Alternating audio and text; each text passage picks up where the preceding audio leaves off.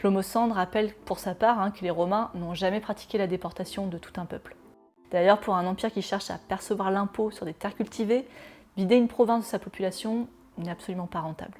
Ça aurait de toute façon demandé des moyens logistiques hors de portée des Romains de l'Antiquité. Et puis une autre grande révolte a lieu en Judée en 135 après Jésus-Christ, ce qui montrerait bien que les habitants sont toujours sur place 65 ans plus tard. Et là encore, les historiens romains mentionnent bien une répression implacable, mais pas d'exil. La question qui suit est dès lors inévitable.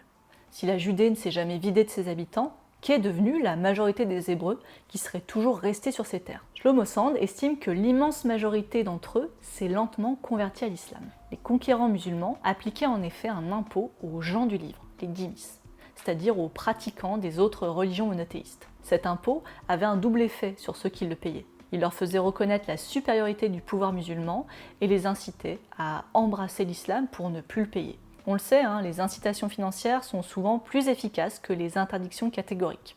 En effet, au fil des siècles, beaucoup de chrétiens et juifs résidant dans les États musulmans ont adopté la religion musulmane. Sand écrit « Il ne serait pas abusif de soutenir que la Palestine, terre d'Israël, connut un certain processus de conversion modéré sur la longue durée, évoluant parallèlement à la disparition de la majorité juive. » Un retournement total du récit qu'on a présenté au début.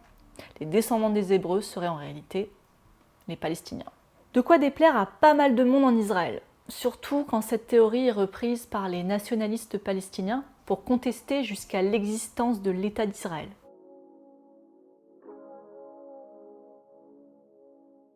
On le voit, cette histoire a des conséquences politiques particulièrement sensibles.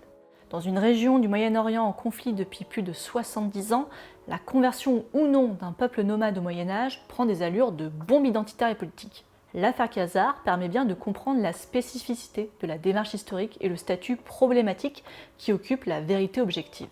Les sources sont soumises à interprétation et souvent contestables. Avec un tel enjeu idéologique, on a tendance de part et d'autre à tordre le récit dans le sens qui nous arrange. Chaque publication déclenche son lot de réfutation, elle-même réfutée par des études postérieures. On dénonce les manquements de ses adversaires qui ignorent des sources, interprètent trop largement des passages évasifs, etc. Et d'autres disciplines se sont invitées dans le débat. La génétique, par exemple, a ajouté son grain de sel. Généralement considérée comme une science aux résultats indiscutables, elle peut pourtant orienter les résultats en fonction des échantillons choisis. L'étude d'Eran et Laïc, publiée en 2012 dans Genome Biology, qui allait dans le sens de l'hypothèse Khazar, a par exemple été décriée pour ne porter que sur un petit nombre d'individus. La linguistique a aussi participé au débat. Le linguiste israélien Paul Wexler affirme que la base de la langue yiddish, celle parlée par les Ashkénazes, n'est pas l'allemand mais le slave, ce que d'autres contestent en retour. La recherche historique en Israël est, vous l'avez compris, un sujet extrêmement inflammable. Tout le monde s'accuse de faire de la propagande.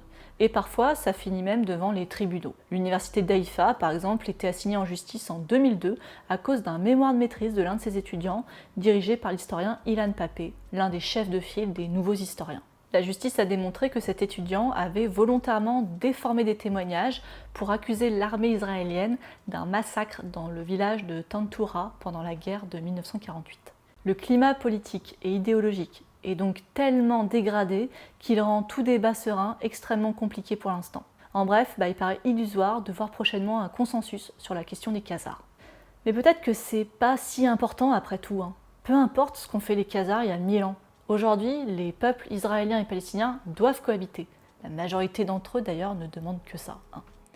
Peut-être qu'il faut rappeler aux nationalistes des deux bords à ne pas prendre l'histoire trop au sérieux et leur mémorer ce que disait Ernest Renan dans une conférence à la Sorbonne en 1882. L'oubli et même l'erreur historique sont un facteur essentiel de la création d'une nation.